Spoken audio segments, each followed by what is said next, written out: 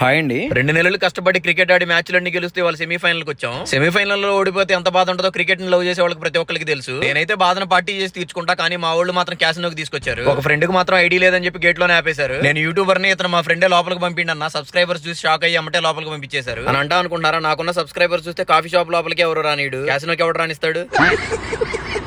ఇక లోపలికి వచ్చిన తర్వాత ఒక్కొక్క మిషన్ లో చూస్తుంటే మనకు డబ్బులు పెట్టే ఉద్దేశం లేకపోయినా ఈ మిషన్ లో చూస్తే పెట్టాలనిపించింది. ఒక్కొక్క మిషన్ కలామ తల్లి ముద్దు బిడ్డలాగా కలకల్లాడుతున్నాయి. క్యాసినో గురించి విన్నాను కానీ రావడం మాత్రం ఇదే ఫస్ట్ టైం. డబ్బులు సంపాదించడం ఎంత కష్టమో అందరికీ తెలుసు. ఇలాంటి క్యాసినో ఆటలాడి డబ్బులు పోగొట్టుకునే వాళ్ళు కూడా చాలా మంది ఉంటారు. గేటు దగ్గర ఆపేసిన అవమాన భారంతో తలనొప్పిగా ఉంది, కొంచెం కషాయం ఇస్తారా అని అడుగుతున్నాడు ఆవిడ్ని మా ఫ్రెండ్. కషాయం లేదులే కానీ అలాంటి పానీయం ఒకటి ఉంది, తాగని చెప్పి ఇచ్చింది. ఇక్కడ క్యాసినోలో గేమ్స్ తో పాటు గుర్ర పందాలు కూడా వేసుకోవచ్చు. ఇక్కడ ఒక ఇద్దరు అంకుల్స్ చూడండి అదే పనిలో ఉన్నారు. ఇట్లా గుర్ర పందాలు వేయడం లైవ్ లో చూడటం ఫస్ట్ టైం. ఇలాంటి బెట్టింగ్లు పందాలు ఆడి మీరు మాత్రం డబ్బులు పోగొట్టుకోవద్దు. అమెరికాలో క్యాసినో ఎలా ఉంటుందో వీడియో చేద్దామని లోపలికి వచ్చాను నేను. ఇకపోతే మా ఫ్రెండ్స్ క్యాసినో ఆడి పోగొట్టుకున్నారా లేదా లాభం వచ్చిందనేది రేపు వీడియోలో చెప్తాను. అంతవరకు స్టే ట్యూన్. బాయ్.